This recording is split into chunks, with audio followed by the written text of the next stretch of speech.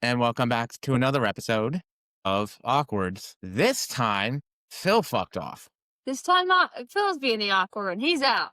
I was out with COVID last week. Woo! Don't want that again. And that Phil's like, I have kids. I have to take somebody to daycare. Right. Dork. How dare you be a good dad? What's wrong with you? I know, he is a good dad. Yeah, so I don't think they can see the Halloween colors on their end. I think it's just us. Yeah, so you can't see it, but Steven redid his colors on the podcast, and it's orange and black, and I'm here for it. I do love fall and Halloween, but this year I feel extra spooky festive. I don't know why. I'm just, in the spirit for it. Yeah, I get it. I love it because it's when it finally starts being not hot as Satan's ass crack here in Florida. Yeah. I look forward to I'll get leaves changing here, which when I lived in Florida, I lived in Tampa, I miss that so much. Like the crisp air. Having my first Halloween in Florida where you just trick or treat and you don't need a jacket was bizarre to me. Yeah, I don't know how it goes anymore. I always just turn my fucking lights off on Halloween. I'm like, if I'm buying candy for anybody, it's going to be for me. It damn sure ain't going to be for kids in the neighborhood. I know we won't have it this year because we're out on 40 acres now. So there's no leaving our home with zero porch light if we turn it on at this point. You just got to drive to the rich neighborhood and then set the kids free. Let them go. Even though I feel like once your kids are older, you just end up running to every grandma's house or aunt's house, or it's just this whole run around so everybody can see in the outfit. And Henry could give a shit less, I'm sure, about trick-or-treating because he is pure chaos. But Pearl's looking forward to it. She's a zombie cheerleader, her first year being something dead for Halloween and not princessy. I love it. We were watching the Bob's Burgers for one of the Halloween episodes last night because that's what we watched before bed. And their costume ideas for the kids are so awesome. Like Louise was Peter Pan's Labyrinth, so she was dressed up like Peter Pan, but then had the eyes on her hands and stuff from Pan's Labyrinth. I was like, yes, this is what I need in life. Yeah, Halloween's a fun time. It's actually something I get into with kids. Never thought I'd be like that dorky mom where which this year we're not dressing alike, but I think it was last year. Was it last year we all did Super Mario Brothers? I think that was last year. That was fun. Henry was Toadstool. Was that last year? I don't know. Things meshed together. Anyway. It's not dorky though. It's involved. It's I think kids always find you dorky, but then later on in life, they recognize how lucky they were to have a parent that was involved and wanted to be a part and wanted to support them in the things that were making sure that they were having a good time and enjoying things. What's just for fun, what is your most memorable as a kid Halloween costume you can think of? I was almost always a ninja. Why does that not surprise me? Ninja Steve. Mine was a scarecrow, and it wasn't even that it was elaborate. It's that we stuffed my overalls with so much straw and it was so itchy. And I remember having to go to the bathroom and all the straw being everywhere. But that was my most memorable, being a scarecrow is just imprinted in my mind as a kid. Yeah, I kind of wish that something terrible had happened and I had something more interesting to share about Halloween, but my Halloweens were always pretty run of the mill, straightforward. Yeah, run around the neighborhood with me, it was with siblings. Getting candy when it was safe. Oh, but I mean, I remember they used to always make us check our candy for little pinholes, and I was like, razor blades. Just always terrified. I was like, none of this ever happened to any of us. These are very rare occurrences, I feel like. But okay, so what we want to talk about, Kayleigh had a great idea, bare minimum for fitness stuff. And I think this is great because obviously you're coming off COVID. Obviously, I've had plenty of surgeries the last few years. Yeah. And lots of physical therapy and all that kind of stuff for recovery that comes along with that. You've gotten your boobs done at least one time. So that. Breast surgeries under my belt. Yep. The pursuit of titties is not taken lightly over here. So obviously we have fairly good, I think, experience in this facet, in this place. And I think that, we might even, maybe we break it down because health is different than fitness. Yeah. And this is one of those misconceptions that a lot of people hit where they think that they need to have abs and they need to be yoked and they need to be oiled up in the gym for them to be healthy. And that's not the case. And I think that a lot of people probably need to be able to hear there's ways around this and there's times to maybe be a little bit more emphatic about your fitness journey and there's times to chill the fuck out. Yep. And I think too, for me, just in my personal, I don't really my midlife crisis turning 40, but I think I've realized too is I've always been hyper focused on my health, right? Am I taking care of myself? Am I doing the things for me to be healthy? And recent events with my grandfather being diagnosed with cancer, that has zero to do with my health, right? Like it has nothing to do with anything I could have done. But how I've set my life up is a big part of how I'm able to show up or not show up for him, which is something I've always kind of more thought about health for myself, right? Am I able to play with my kids? Am I able to walk up a flight of stairs? But I never thought about my capabilities maybe needing to translate into someone else's capabilities, which is just really eye-opening for me in the last month. Yeah, I think that's, it's another piece of it too. And I think this is why like the bodybuilding can be nice and the fitness can be nice is because it does force you to have a lot more structure in your life for Mhm. how you handle it. Obviously, as you have kids, the more responsibilities that you take on, the older we get, typically, the more valuable our time becomes. But I think that one of the really nice things about my fitness journey, my time in the gym and lifting and all that kind of fun stuff is it's taught me that not everything needs to be this huge to do, that Mhm. there are so many things where simpler, easier, more convenient, more time friendly is just the better option. And I again, I think that gets lost because there's so many people out there doing, oh, watch my daily eating. Like, watch Yeah. me this crazy meal.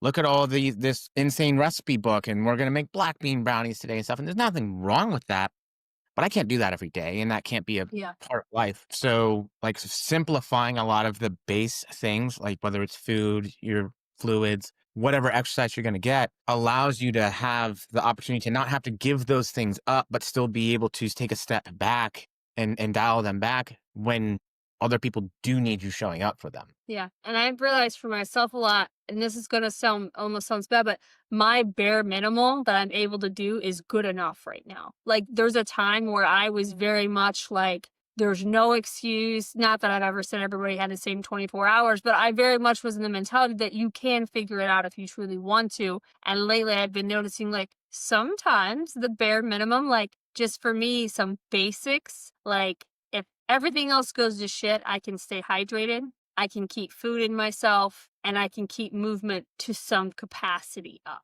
Yeah, I mean, it's interesting. So, one, I think people have this assumption that if I take a day off from the gym or if I miss a workout or whatever, I'm going to lose like all my muscle. And Yeah. it's just not true, especially if you're still active and moving around and kind of stuff. I know after my ACL surgery, when I had the reconstruction done, my quad went down to about the size of my calf within 2 weeks. Within 2 weeks, like that muscle was it was gone. It eventually came back after, all the physical therapy and all that kind of stuff. It's still not back to where it was, but I was no weight bearing on that leg for 6 weeks. Yeah, it's a long I couldn't time. even stand on it.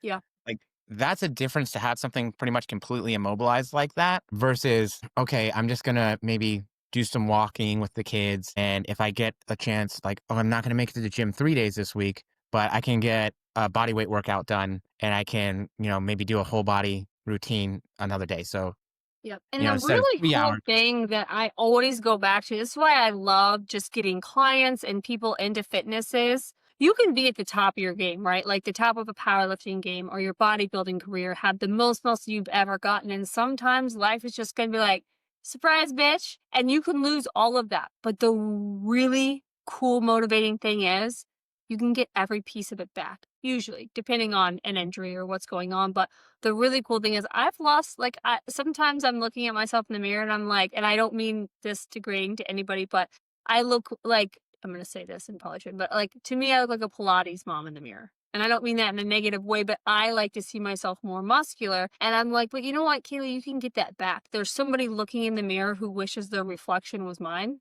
And it's sometimes important to remember that. And I just love that, like, I can rebuild my muscle back. Like, there's nothing I've loss per se, maybe time and muscle, whatever, but it can come back, right? Like we can just keep on going. I mean, but I think it's like, what's it worth to you? And, like that's when that question has to come in. Yeah. Because, like, say the other year, I spent a lot of time before my grandfather passed, spending time with him, going down there sometimes during the week, sometimes, just every weekend, whatever. If I had been prioritizing the gym over that at this point in my life, I would be very unhappy about that. But, thankfully I didn't. I feel very good about the time that I got to spend with him. But it was one of those things where There might have been other times in my life where I did over prioritize the gym for that. And if I was in that situation or I allowed that to happen, I would be living with more regret now. And I think people, again, they worry about losing the muscle, and short term, it's not going to be a thing. And so, like, if we're sick, we have COVID, or we got a stomach bug, whatever, it's normally about a week before you notice strength decrements, right? Losing strength, performance aspects in your lifts or whatever you're doing. That still comes back pretty quickly as long as you're not taking too much longer than that off. You're not losing muscle in that time frame. That takes a lot longer, and it takes a pretty big shift in your lifestyle before you're going to be truly losing muscle from just not going to the gym but still doing stuff. And it's just one of those things where it's a misconception. I think it's super duper hard to grow muscle, especially if you're like intermediate or advanced. You've been doing this for a while, but it's really easy to regain muscle that maybe you used to have. I think we see that a lot in transformation challenge kind of stuff. Like people just weren't doing anything for a long time. Like, oh, maybe I'll do this. And so they respond really crazy Yeah, well. there's a lot of data for muscle memory too. For people who once had the muscle mass, lose it, and then the rate at which you can put that back on that you already had. Yeah. So the theory is that something called a satellite cell proliferates or it comes into the muscle cell. And so if you think of a cell and it only has one nucleus, it can only be so big. But when it has two, it can be bigger. And so hypertrophy of the muscle. And so what happens is that these satellite cells just become dormant. And so they're just not doing anything. They're not adding size, volume, or anything to the muscle at that point. But when you get back into it and reactivate them, they just reactivate and come back and do their thing again. So it's really that's what I've seen to be the prevailing theory of like muscle memory or that kind of Yeah, I've idea of read some interesting data too. I'm sure you have on. I don't want to venture on this side of it too much, but people who used to be enhanced who are no longer, who gained muscle from being enhanced, like the theory of are you truly ever natural again, per se, because you've always had that stimuli there from that. I mean, I would say probably not because you're going to keep more muscle than what you would Yeah. have had otherwise. But that comes down to a lot more than bare minimum. Yeah. I think bare minimum fitness is when like what was the bare minimum I could do when I couldn't walk on one of my legs? It was like upper body. What was the bare minimum after my stomach surgery? It was walking. It was just walking. I wasn't allowed to lift more than 20 pounds. They said, don't do it. And even bare minimal nutrition for you after your stomach surgery. There's things you had to work around for that too. You can't just be like, I mean, you had to accommodate different eating habits that they were out of your control. You couldn't be like, well, I'm gonna do it anyway because I wanna, hit my macros. Like you have to follow what you have to follow post op. Well, I tried too because it was probably about 3 months before I could eat solid foods again. But that shit gets really old really quick. And so, like, I couldn't swallow food. So it would get stuck above my stomach and it just wouldn't go in. And so it would sit there until eventually my esophagus would bring it back up. And it was extremely uncomfortable. A lot of people have a lot of pain with it. I don't know that I would quite call it. Yeah, I guess it was painful, but I would try and like speed it along and it would get worse again. And then I'd have to chill the fuck out. I lost 25 pounds after that surgery pretty quickly just because I couldn't really eat anything. Wow. Yeah. That's a lot too, because you're a small, I mean, you're not a huge big dude. Hey, fuck you. I'm comparing you to like, Yeah. Well, I'm 5'10". I'm very average. I'm an average guy. But like, this is how it might go during COVID, right? It might be one of those things like, what have you been doing for your bare minimum like this past week? yeah. So bare minimum for me is hydration, which is kind of easy with COVID because your throat feels like shit. So staying hydrated hasn't been that hard. But for me, the opposite now, like, I mean, but eating enough. So I was in prep to do a show when kind of life just started throwing shit at me that made me realize that wasn't my path for this year. So I was already at a body fat percentage that's not, I don't want to say not healthy, but not where I'm going to sit at, right? And about 3 days ago, I just happened, I'm like, I'm going to weigh myself. I've been worn down. I got down to 122, 123, which I'm 5'7". That's not where I need to ride out at for health. And so I was like, oh shit. That was a big for me, like, Kayleigh, you've got to take care of yourself. Cause I was so worried about like every single morning I'm going to my grandfather's doing all of his daily care, doing all the Pearl stuff, doing, just normal life, business, whatever. And I was like, it was a big eye-opening experience that I'm not taking care of myself. Like, I'm taking care of my clients and my family and all these people around me, but I suddenly realized, like, you're not getting enough nutrition. How do you expect to have energy from COVID or have energy to train if you're not fueling yourself? And I was just kind of living on like protein shakes and bread and, things that I could easily get down. And so for me, and I don't know, we're talking about stuff again here, but for me, I occasionally partake in THC, and I haven't been. And so last night I was like, you know what? Maybe if I did a little bit, it would bring the appetite for me up last night. And it did. So I used it more as medicine. And I know that sounds silly, but I knew that I didn't have the hunger's not there with COVID and I need to eat. So it actually did, and I sat and I didn't just, like, pay out on, like, brownies and ice cream and shit, like, I actually did a little THC to get an appetite and then had, like, a protein and some food, some real solid, good meal, and I woke up today actually feeling a whole lot better, like, I was actually fueling and properly taking care of myself, not that I'm advocating that people need to do that, but it did for me, in a controlled situation, it worked out, but for me, I just need to make sure I eat enough, so I think a lot of people, and it depends on what spectrum. Some people, I think, under high stress, they either overeat or they undereat. And it's usually one swinging way or the other. And there's kind of no in between.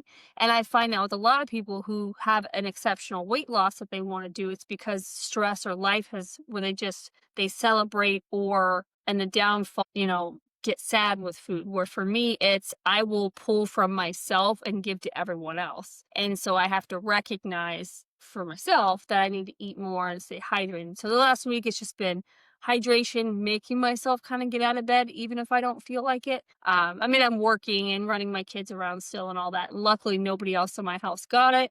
Thank God. It was just me, my grandpa, my grandma, and my sister that were all taking care of them. They got it at the hospital after his surgery, and then all of us caregivers got it. But yeah, so bare minimal for me was just hydration and just trying really hard to be easy with myself, which I think can be hard when you come from a fitness background and that's what you do for a living.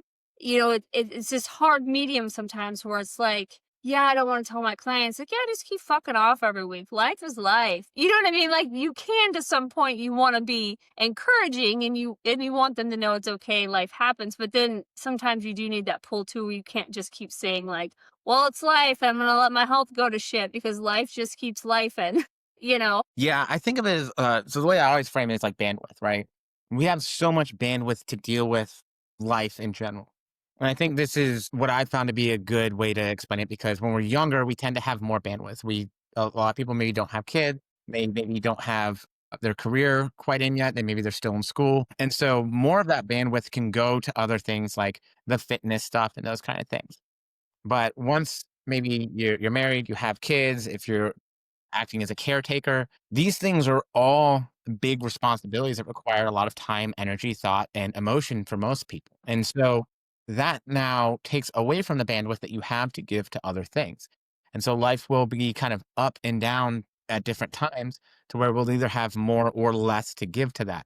And I think because we can't tell people to fuck off. There's no point where I can be like, yeah, I get it. Just don't worry about any of this stuff at all. It's like, no, like, let's at least try and be intentional about what we're doing, but we're not going to have the bandwidth to be able to like, okay, we're going to track all of our food or we're going to make it to the gym 4 times this week or like stuff just happens. And we have to be realistic about that. Otherwise we create burnout and then people are off the other end of the spectrum for a longer amount of time. And it puts people on that hamster wheel. And I think that's hard for people because most of the time when we talk about fitness, we talk about that crazy, like high level of fitness that's like marketed and sold. And that's not what fitness always is or really should be for everybody. And I think that that does people a disservice when it comes to crap. Like I'm traveling, the hotel gym has a few dumbbells. Maybe I'll get a 30-minute workout in there just because I can and it will feel good to move and that'll be good enough. Or maybe I'm visiting somewhere like Rome or something like that, where the city's really walkable, but there's not a lot of gyms. Okay, well, maybe I'm not going to get a resistance training workout in, but I'm going to get a lot of steps because I'm going to go see all the stuff and I'm going to be really active in that realm. All I right, think cool. people underestimate how much of your muscle you're using when you're not in a gym too. So like Rome, if you're climbing a lot of stairs and you're moving your luggage all around and you're like we're doing things every day. I know for me it's like picking up my kids and loading and unloading groceries. Like there's a lot of things I do where yes, I'm not getting in like my prescribed exact training I want, but I'm utilizing my muscle still. So like you said, you don't lose it as fast as now if you're bedridden, that's different, but you are still doing things every day that weight training has helped you do more sufficient, more successfully, more sufficiently. I do not recommend lugging your luggage all around Rome. That is a great way I've to never get. been to Rome, but like you gotta move around a little bit. I don't know. I've never really been out of the country. Mexico, that's as out of the country as I've gone. Based on my experience, what I've seen and what I've heard, I wouldn't classify Rome as, I don't think it's particularly dangerous, but it's not the safest city. One of my in-laws got mugged kind of when they were there. Okay. Kinda when they were there, they kinda got Yeah. mugged. Yeah. But again, you don't carry your wallet out, don't have the nice bag, like Yeah. those kind of things. But that it goes back to the same thing. Like, fucking, how much do you really have to do? Because if I've been doing this for a fucking decade, I probably don't have to do that much to really upkeep. I think I was listening to, I think it was Schoenfeld that was saying, and don't quote me hard on this, but it was like something like 30% of volume is what you can maintain your muscle on. That's not much. Yeah. So if my muscle is based on 100 pounds one time of lifting, I can maintain whatever I have on 30 pounds. Yeah, That's pretty sweet. yep. And I think too, like love, and I think we've been in it long enough. Like if we're still working out, we genuinely like to work out and train. And if you can find a way where you genuinely enjoy movement and fitness when life does throw shit at you. I know today I was like, okay, I feel good enough. I can go train. I can't go all out, 1 rep max or anything. But I went down to the gym, like, I'm gonna set a 30-minute timer. I'm just gonna do, a very light focus on slow tempo form. And it felt really good to get that movement in. Not because I felt like I had to, not because I was trying to rebuild muscle. I just wanted to move and like do something for myself. And I love that feeling of just getting a little bit of time to yourself to just chill the fuck out. I was muted and my stupid clicker wasn't going. Which Wow. I'll edit that out anyway, so now it'll immediately go to me talking about how I was muted. So, like, one of the things I actually like to try and encourage most parents to do, like, say we have, like, structured cardio or something to do, is to try and get them to do something active with their kids. Like, Mhm. if you're gonna go out and, like, play catch or pickleball or whatever, like, something that kids wanna do or go out riding bikes, use that for cardio time. Yep. Like, have that be what you're doing because you're gonna enjoy it more typically, unless you hate your kids, I guess. I don't think that's Some most people people. do. I don't know. Not me. Whatever. I don't have any kids, so I don't have anything to hate there. It's such a nice way to, like, be involved, to still show up for your family and your kids, to still, like, not feel, because this is one of the other things that I know moms in particular tend to have a hard time with, is like doing things to take care of themselves is very hard because they feel guilty about it. Like they should be doing something for somebody else all the time. And so this is one of the ways to kind of like kill a little bit of two birds with one stone. Maybe it gets us some extra activity. Maybe it helps us in terms of like if we're in a weight loss phase, maybe it helps us with our weight maintenance. Maybe it just helps us because we get active and we get some of those endorphins going. And so it does give us a little bit of bump to the mood, And right? it's really cool for our kids because Pearl is literally from the womb, she's been training with me. But the way that girl lights up in a gym with me or outside or being like, she's in a wheelchair right now. She just had double surgery. I said, Mom, is there any way we could go ride four wheelers? And so she doesn't need her feet to ride the four wheeler. So I put her on it last night. I was like, all right, let's work on your homework. I put her on it and she could just do the handles, but she just loves to be outdoors and be active, right? Like for her, it's not that she needs to or she's trying to build muscle, even though she did say something really cute last week. We were down in the gym, or I guess about a week and a half ago. Anyway, we were in the gym. She's like, Mom. I was like, what? She's like, after surgery, I'm not going to be able to work on my pull ups. And I was like, no, honey, not for a couple weeks. She's like, I was really trying to get my strength up. Like, it was just a cute, like, it's nothing I've put into her head. She just watches Mom keep trying to get stronger and work on things, and she just picks it up as second nature, which is something I feel like this whole new generation of kids, like, my mom did work out a little, but, like, we weren't in a gym, right? She wasn't, like, strength training really, and I feel like I get to have a really cool experience with my kids where things that seem bare minimal to me is like a big deal to kids, to my kids. Well, I mean, like, it's important, I think, to remember that, like, maybe the past 15, 20 years at most is like when most women started coming into the gyms. Yeah. They started the women's only gyms and it was a lot of classes and stuff. It wasn't like traditional weight training. And so now I think across the spectrum, whether you're male, female, young, old, just being in the gym is a more normalized thing. It's not something that like weirdos do. It's not something that only bodybuilders do. Yep. And so I think that does help. But I mean, that used to be what it is. I remember when I was a kid, it was always riding my bike and being outside. It felt good. And I think this is one of those things where when we're talking about bare minimums, like what are the things that just make us feel good that have some semblance of activity? Like maybe it's going to gymnastics and doing some rolling around or messing with the kids there. Maybe it's something like, again, like gymnastics and body weight stuff and or plyometrics, or maybe you enjoy running, right? I know a lot of people in the fitness industry are like, oh, running's dumb. I'm like, well, I mean, if you want Some to put on as much get joy muscle as from it. I'm possible, not one of those, but some yeah, yeah. people do get joy from it. But like, is it something that can be good for health? Fuck yeah, it can be. Yep, and You know? sometimes bare minimal is, like, you want a snack and maybe you pick up fruit and vegetables instead. Like, I know that we always mainly focus on, like, training, but I think people really forget that how you feel in your day-to-day has a lot of correlation to what you eat as well, and not just did you hit your macros, it's are you getting in vitamins and minerals? Are you even putting something in your body to let your body recover and feel better? And don't get me wrong, I love me some cake and some desserts, but at the end of the day, yeah, right?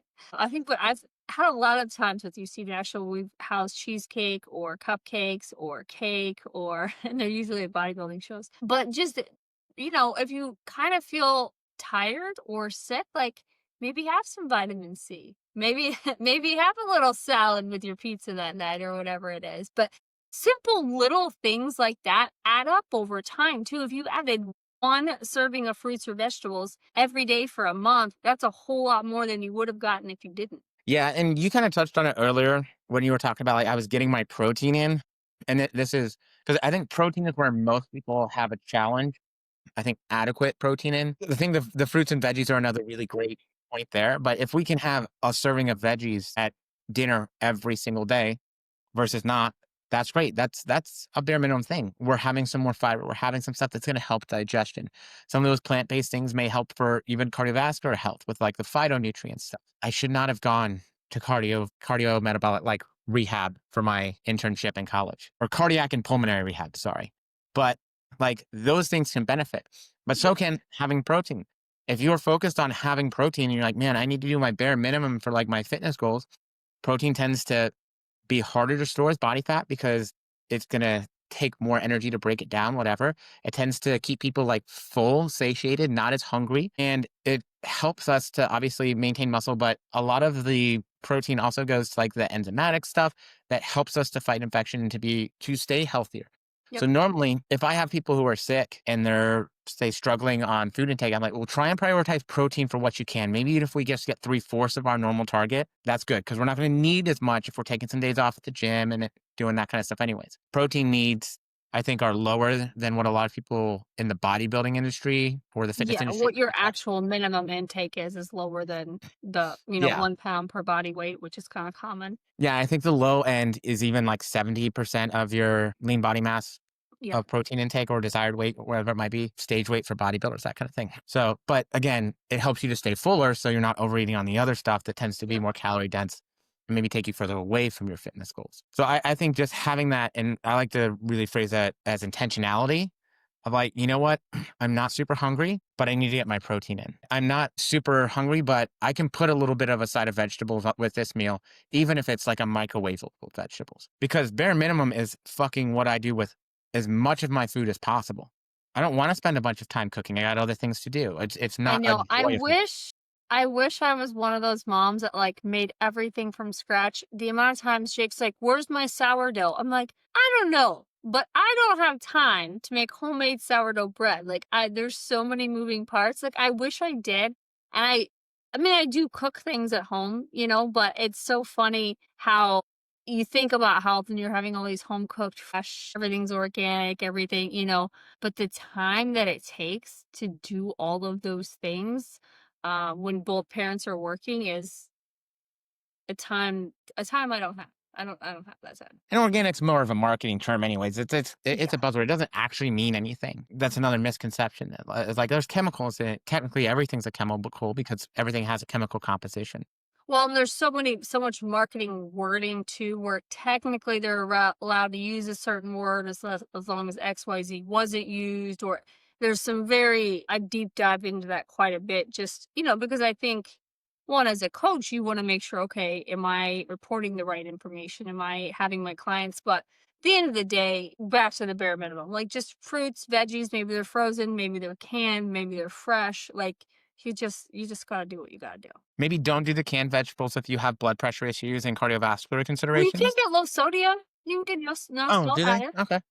Yeah. I live old school. I just buy the cheap stuff I'm buying canned because it's hurricane food. Yeah, I mean, I love canned green beans. I don't know why, I just really like them. Pearl loves canned corn, but, yeah, you can get all of it without added sodium. But yeah, so it's better than nothing. And one of the things that I will go back to, it's so simple. And I remember it from like when I was a kid, because we used to have one in school, like on the fucking wall, like the healthy plate. And they used to be in the hospitals on the wall, Mhm. like have this much of your plate for protein, have Yep, this much of your plate for veggies, and have this much of your plate for like other more carbohydrate based stuff. And then a little bit of fats, right? In the food pyramid. Like those things do still work. They still benefit for a lot of people. And I think that we're at this point where things have gotten so overcomplicated, and I do it too sometimes, that we miss the point that some of these things are simple. Some of these things are like, okay, I'm gonna go from a regular soda to diet soda because I drink 4 sodas a day. And if I drink 4 sodas a day at 120 calories a piece, that's 480 calories I can cut out from my day for the large part. That's a diet cut for most people. Most people will see weight loss on that kind of cut. yep. Another really big pointer I give kind of that same realm for people because they get overwhelmed, like, oh, I didn't know I was going out to eat, or I'm gonna be out of town. How do I not ruin my this is so simple but so easy. Anytime you're at a restaurant, no matter what you order, right? Like ideally I tell a client, try to find a lean protein, and whatever. But sometimes you want a pasta dish, whatever, you get what you get. But if you could actually listen to your body, eat, and be like, I'm full, and push that plate to the side for the waiter or waitress to take, the amount of calories you will save yourself picking, because almost every type of person under a social situation will keep picking and eating because it's right there. There's just something about it being there that a lot of the times, if we just really listen to our hunger cues and stopped when we were full and pushed that plate away. And some of that is, I have a love hate with the restaurant industry because I do think they have to give you more food because you're paying for it, but at the same time, I think sometimes there's such a waste too, where you feel like you've paid for it and you don't want to waste it, but you can take it home too. You can box it, even though almost every time I box something, I forget it on the table almost every single time. Yeah, I would dare say, don't think everybody's hunger cues are the same anymore. And I do think that there are people that have a lot more. I think food noise is the Yeah. current popular way to phrase it, where their hunger cueing isn't at that maintenance point. Like their normal hunger cueing is probably in a surplus. And so if you know that you're that kind of person, when you go out, I would say plan to do and again, this goes back to other simple things like who does the point system, right? They do like a good job simplifying it. Oh, so it's going to be this many points if I do that meal, but I can do half the meal and immediately box up the other half to take home for a Yeah. secondary meal. So I can do the same thing regardless. Okay, I'm gonna get the steak and potatoes, whatever, which depending on the steak actually is probably a pretty lean, like a reasonable meal. Yeah, you can get sirloin in almost any restaurant. Right. And so I could do, all right, well, I'm gonna do this and I'm just gonna bring me a box when you bring it out, please.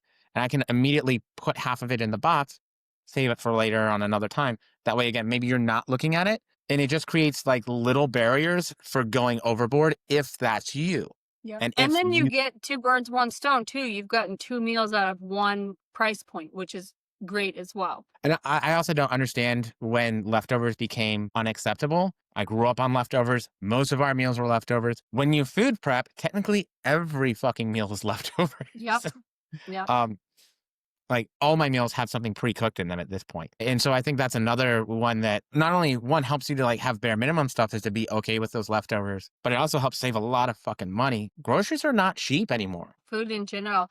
And I even do simple stuff. This is not really health, if you will, but there's times where shit just happens and I had my food planned, or maybe I didn't grab it when I left the house, or one of the kids lost their shit in the car. Everybody's hungry and we're stopping right now and we're stopping at Culver's, because it's literally just happened after Pearl's surgery. She's like, Mom, I want Culver's. The surgery took we were there like 3 hours longer than we planned. So I had nothing. What did I do? I didn't freak out. I didn't starve. I just got a kid's meal with Pearl. Why? Because it was a very small portioned, easy thing. I could look up a kid's cheeseburger from Culver's and that was that. Like, I just loaded it in my fitness pal just to know what my calories were for that day. I wasn't hitting the macros. Obviously, it was a calorie over macro day. But there's things like that you can do. Like, are you going to fill up? Like, is a grown man going to fill up on a kid's meal? No. But will that hold him over until he can get to a better protein source and fruits, veggies, whatever it is? Yes. And sometimes I think we get caught up in, I need a whole meal or I need whatever it is. Sometimes just getting something in your system enough to get you through to your next stop is enough. And I think that also comes into like, think about that. That's for most people, that's a more stressful situation. Oh, now we're behind on the day. This took longer than we had planned. We didn't have this. Now the kids are unhappy because they're getting cranky because they're hungry. That's an easier situation for anybody to say, okay, I'm just going to say F it and go a little bit overboard. I'm going to do something that maybe isn't as beneficial for that goal that I might have in terms of whatever the fitness stuff is. So I think, some of the other bare minimum things that a lot of people have issues with self-care stuff, whether that's sleep, whether that's stress management. And I know you fucking get this because you were back to work right after having Henry, like Hours one after. day. Yeah. So like a lot of people have this hard time. One, I think being mindful or practicing mindfulness, just knowing where my stress is at. Like if I wake up in the morning and my stress is at a 5 and I don't address that, then it's very easy for it to get to close to 10 without me really paying attention and noticing. Whereas if I have the mindfulness be like, I'm a little tense today. I'm a little off today. Like I'm just not feeling my normal self. I can try and do something to reframe or to take a minute to myself and do some breathing exercises or techniques and try and like pull that back a little bit. So now instead of the day getting me up 3 points and start going from 5 to 8, I'm going from 3 to 6, maybe. Yep. There's times at my desk, sometimes like things just get overwhelming, just in life in general. I'll just get up. I'm like, you know what? I'm going to go outside for 5 minutes. Granted, I live in the country. I can do that, but I will just step back, put my headphones in, do a quick 5 minute, like casual stroll outside and come back in and be like, okay, I just needed to take a breath for a second. But I think it's hard sometimes to do that. And obviously, I have a different where if you're a nurse on an urgent care floor and shit hits the fan, you can be like, hey guys, be back in 5. Right. We obviously we're lucky, blessed, whatever you want to call it, in the fact that like we can work wherever we want and we pretty much get to set the time zones. I always think of it because again, it goes into this idea that socially we're taught whoever works the most is the most valuable, right? Put in more hours, do this, do this, do this, more, more, more, more, more. And what that tends to breed for what I've seen for myself and just about everybody I've ever met in my entire life is that they stop being they don't get as much out of their time, right? Mm-hmm. So they just end up being busy. They don't end up being productive. Yep. And like taking those steps back, making sure I'm getting enough sleep every night to where I'm clear headed and I have normal energy the next day. Making sure that if I'm getting overwhelmed or like my ADHD is kicking in really hard, I just fucking step away for 10, 15, 20 minutes, whatever I need to. Because the time that I would spend just trying to like white knuckle it through that ends up being more than what it would have taken me if I just took the time off and then Yep. got it done. And guess what? Now I'm happier. I'm less stressed. I'm better able to handle the rest of the things. Like it's nicer that way. And so for me, because we have the freedom to do that, a lot of times midday, I'm going to the gym. Like that's when I'll do my workouts because it gives me that break to kind of get away from it for a little bit, get some space, clear my head into something else. So when I come back to it, I'm a bit more refreshed and ready to do it, being productive. I think that goes for more than just work, but it's one of those, I think this is a bare minimum thing where we can be a little bit more aware of how we're feeling. And I know that's difficult again, like especially for a lot of the moms I work with, they don't think about themselves. They're always thinking about everybody else, all the stuff that they're supposed to do, all like the social contracts and expectations and all this other stuff. It's like, okay, that's great, but can we take a step back because I can see that you're not doing great. I need you to recognize that. Yeah, I think that's hard for moms. And I think too, like, and I think it wouldn't, I'm sure dads have the same. I can't have the perspective, but I think too, I know for me, doing all the moving parts, but then it's that at nighttime too, where all of a sudden the day has completed. You've done what you either could or couldn't do. And then all of a sudden your mind's like, you're thinking about all things you didn't do, or maybe you got them done, but how can you be more productive tomorrow? Or how can it's like, and that's some of that's just my brain too. Like I'm always like trying to high function, right? And for myself, I need to bring myself down sometimes. But Kayleigh, chill the fuck out. Like everybody's alive, everything's good.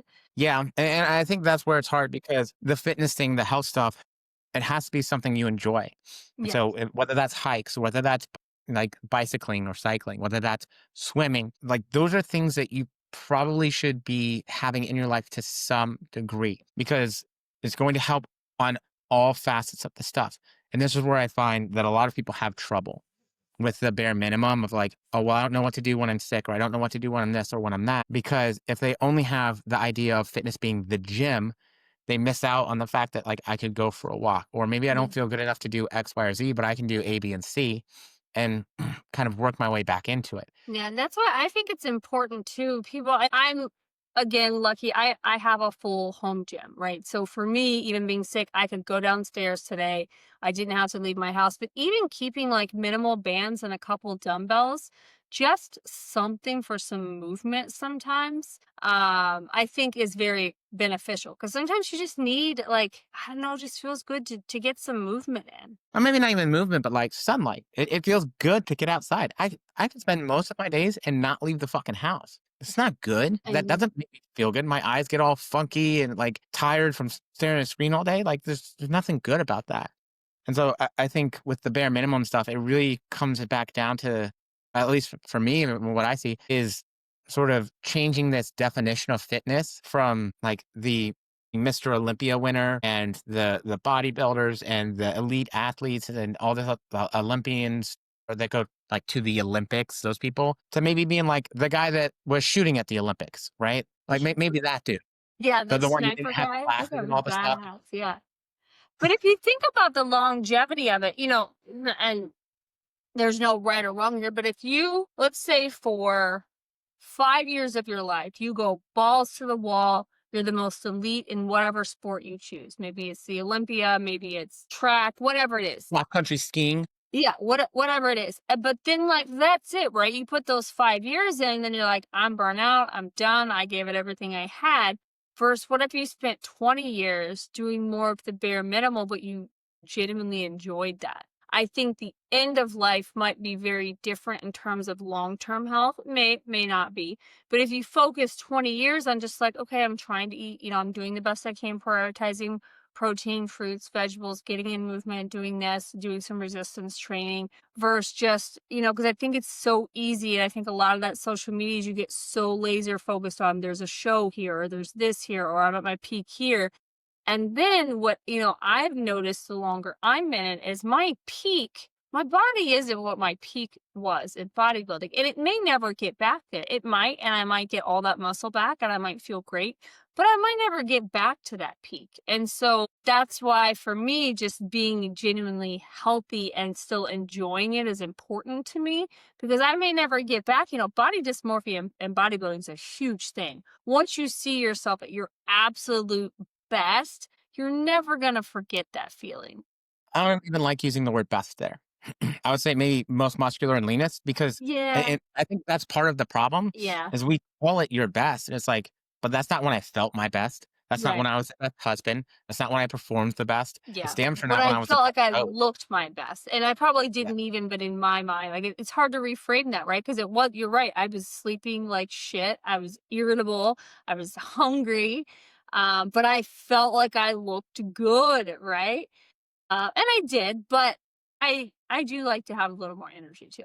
It's also nice to not get out of breath or get hangry within an hour of being out in public. And so this is where I would like, I think when you talk about should what's better for me in terms of long term, to go really hard for 5 years and then me burn out and say fuck it, or to just make maybe small progress over 20 years and be consistent.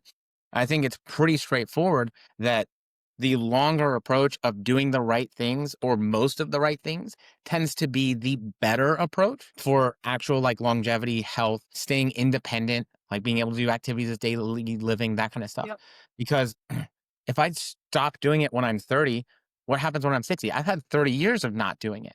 But if I start doing it when I'm 30 and I do it up into my 50s and 60s, I'm going to be in a much better place because, as the 40-year-old virgin said, if you don't use it, yes, you will lose it over time. It's not going to be a short term thing. But this also comes into like the idea of our timelines are really fucked up because we're so used to everything being immediate and now and the Yep. internet and clickety click and next morning shit. I've ordered cat food the other day on Amazon and it was here same day. It was just here about like 5 p.m. I was like, oh shit, cool. I Nuts. can feed my cat. I didn't even have to go to the store. Big Like, city living. For me, Amazon's still like a 3, 4 day process over here. We don't have enough same day delivery. hey, I will trade you houses anytime you want. Y'all always have them nice houses. I know. I like being out in the country. Our little goat, Tina, she is becoming quite the house goat. Anybody, I'm not saying you need to get a goat. I'm not saying you should let your goat in the house. But I'm saying when you do, it's cute as shit. For now. Just wait. But I that's know. the other Yeah. thing too, right? Is our timelines of our bodies and how they're gonna respond and what this is gonna mean are kind of fucked. I always try and phrase it as it's your body adapting to a stimulus when you're putting on muscle and losing body fat and doing those things to try and get people to get out of that more immediate mindset. Because that immediate mindset fucks a lot of people over. And that's kind of what keeps them from I started and then I stopped. And then I went too far away. So I started again and then I stopped again. And then I got too far away again. And like Yeah. that's the frustrating thing for most people. And that's the norm. Yeah, I've had, and lately, actually, I've had quite a few of my mom clients where they'll check in this past week. They're like, I'm so sorry. I just didn't do as good as I wanted. And then I'm like, wait a minute. You had all of these life events happen. You were able to still be like 70% and maintain your weight, and you feel like you failed this past week. Like, you won the week. Like, you didn't give up. You didn't just email me and say, I quit. I can't do this. Like, sometimes I think, just like you said, we just get caught up, and we've very much built ourselves at immediate gratification. It's all or nothing. You're hardcore, or you're not good enough, or whatever the situation is. And you're constantly being shown other people. So you're constantly comparing yourself to maybe like people that don't have the same life responsibilities, that have different genetics and builds, and Yeah. a lot of them maybe they're on drugs, blah blah blah, whatever. So now not only is it all that stuff, but now you're also being shown all the time the thing that people are telling you, but you're supposed to be like this if you really care about it. I'm like, Yeah. fuck you. It's so hard out here. Do we eat the vegetables or not? I don't know. Eat the fucking vegetables. But also don't expect to look like the fucking person on the internet that's making a living off of how they look. Like that damn sure ain't me. I look like a fucking foot. Like, there's very, very few people who are making a living off fitness who don't have some sort of genetic luck to them. And I say that knowing that I'm talking about myself even, but you know what I mean? Like, I can go out right now and probably house a pizza and I might be up a pound tomorrow. I'm not bragging about that. It's just, a lot of that is I make, healthy lifestyle choices as a whole. But there's some people who can't do that. They will stick to their diet 100% for months on end, and one meal over will shoot them up. And there's nothing broken. They didn't do anything wrong. We're just all very different human beings. Yeah, and I think that's another hard thing too. It's why some people they don't like sharing their meals or their calories or what they're doing because that was the thing for a long time. People were like, "Oh, well, what's wrong with me? Like this person's eating 3,000 calories a day and I'm maintaining on 1,900. Like, what am I doing wrong?" It's like probably maybe absolutely nothing. You know, Do you think that people who just seeing the data, and seeing it over and over again, I think people who can quote just a pretty easy going, consistent, they might have a little tick up or down, and they're just kind of, and the people who can't have as much food, I say can't, more of it is they go through these long periods of no training, eating way too little or eating way too high. And they just have so much fluctuation that they think they're broke when they just haven't had as much kind of stagnant time. and drinking. I think bare minimum. If you want to do something to help, that's a bare minimum for fitness. Just don't drink alcohol. I agree. I agree. Because I think that's a big one for most people too, is like that alcohol consumption. They don't recognize that it's very calorie dense in and of itself, especially depending on what you're drinking. And then on top of that, it's also a toxin. So, like for guys, it's going to Yep. depress the amount On of top of that, it's testosterone they gonna produce. affect the choices you make food-wise and the next day, what you feel up to in terms of food and exercise. Yeah. So, it's like that's another easy bare minimum one where it's like, Yeah. oh, what's a bare minimum I can do? I'm not going to drink my feelings. But that comes back down to like the stress management and how do I handle life stuff? Because if that's my only go to, then that's a fucking hard ask for some people. Yeah. Oh, yeah, and I think there's a big social aspect to that too. I know when I first got into the fitness industry, I was a huge drinker, huge partier. I loved it. I don't regret any bit of it.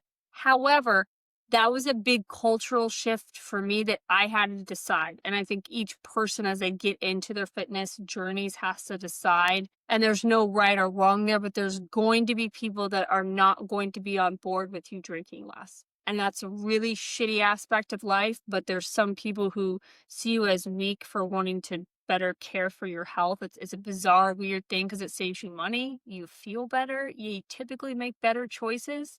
Go ahead. So tell me, was it after you moved out of Florida or before that you moved out of Florida that like for you, it just the drinking decreased or stopped or whatever? When was So, the big a change for little you? bit before. So, before I ever got into bodybuilding, so like when I got into bodybuilding in 2013, I was like heavy, right? Jake and I had just started dating. We'd go out, like I was a partier. First bodybuilding prep, obviously I pulled alcohol. Right away, I realized, oh, I feel better. I'd rather eat my food than drink my calories. And then slowly I did get back into like we'd have like work things where alcohol was involved and I like to drink. And even now I'll drink maybe 2 or 3 times a year, maybe. It kind of depends on what's going on, but very minimal. Like I don't ever drink at home. It's never a thing for me. Like I'm just not the type that's like, ooh, a drink sounds really good to me. When I'm out, and honestly, and I don't mean this in any way towards anybody else, but I don't even see how parents drink when they eat out because you're with your kids. So I'm not gonna drink a drink and then get in the car with my children. That just seems silly to me. That's not even a health thing for me. That's just a no-brainer. Like my life just doesn't involve being able to have a drink and then drive my kids around or have drinks and be around in my house with my kids. It just doesn't make sense for me personally.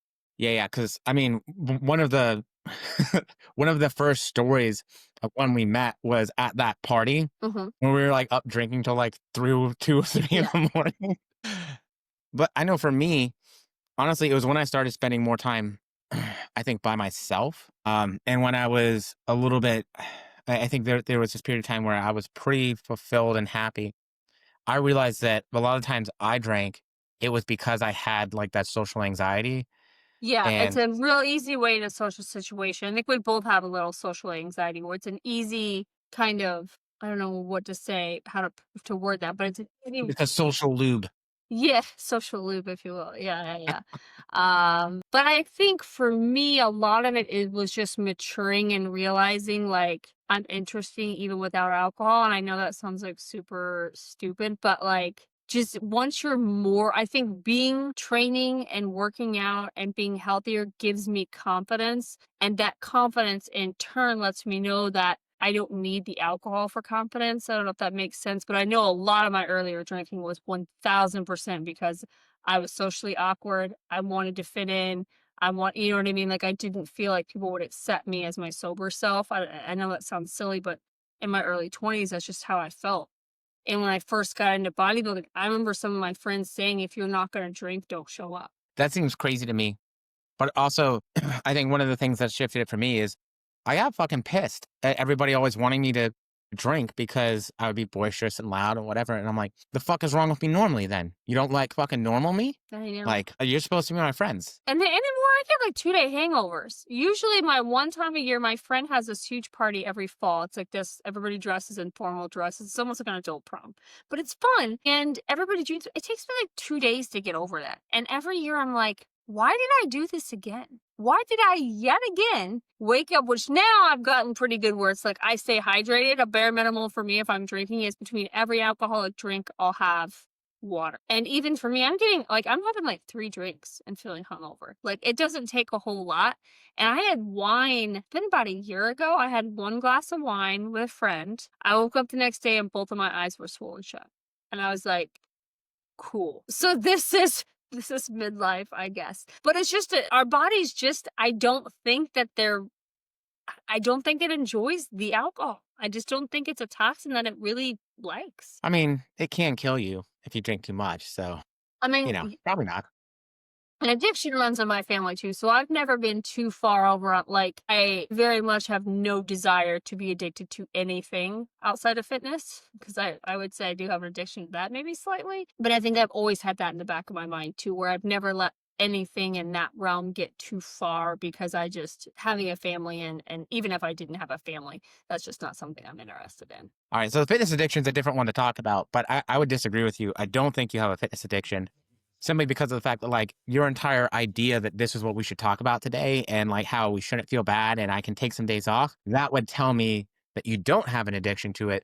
Whereas there are other people that absolutely maybe exhibit some of those behaviors. Yeah. And I wouldn't be as confident to say the same thing about them because, oh, I'm super sick, but I'm going to go to the gym anyways, even though I'm going to get a shitty workout and I'm going to feel bad afterwards. I'm Get going to other risk people getting the fucking other sick. people around me sick. You know what I mean? Like we know those people. Yeah. Oh, yeah.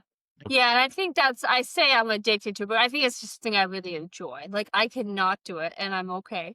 But I think it's good to, I mean, not to have an addiction to something, obviously, but have something that you just really truly enjoy where even when life is kind of down or you're sick or whatever, like something that keeps wanting you to pull back and do it. Like music for me. I love music. There is nothing I love more than like the perfect temperature outside, windows down, just really good jams on the radio. Like I'm just a music person. It brings me joy. And I see fitness as a lot of the same where sometimes just that perfect workout just kind of gives you that like deep breath, like this is fucking nice feeling. I think for me and maybe for a lot of people, it's like the autonomy of it and the consistency of it. Like no matter what, no matter how I feel, 200 pounds is still 200 pounds. Maybe some days it feels lighter because I feel better. Maybe some days it feels heavier because I feel worse. But like it gives me something that, and I think this is where like the fitness thing has helped me out. Like I would rather be addicted to fitness than fucking heroin. Like let's be real, Same, you know. same. For some people, that's the choice. They're like, well, it's this or heroin, so I'm just gonna be in the gym Yeah. all the time. I'm like, okay, cool, man. Like, I awesome. do think there's a big correlation. If you think about some of the people that get heavy, heavy, like deep enthralled into the bodybuilding world, if you look at some of their past, some of those people do come from an addictive personality background and it's a better outlet for them. So definitely not judging anybody who does get heavy, addicted into bodybuilding because I do think that sometimes you still need an outlet and a healthier outlet is a healthier outlet. But I do think there's a lot of people in the bodybuilding space who've had hard lives, who had just shit handed to them or had bad circumstances. And the community of bodybuilding really, really helps them. Yeah, yeah. But I mean, like, or to finish my other thought, like, so yes, absolutely, I agree.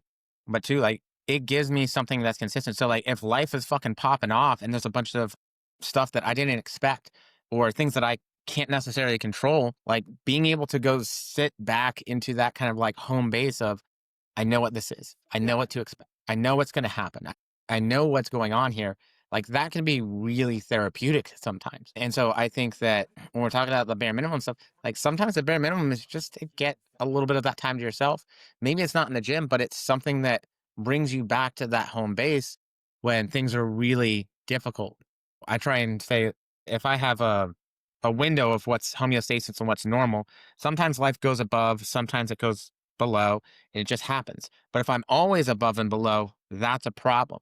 Sometimes life will do stuff where it feels like that. And having that home base or having that thing to come back to can be really, really nice just to like settle back in Yep. to help feel things are more controlled.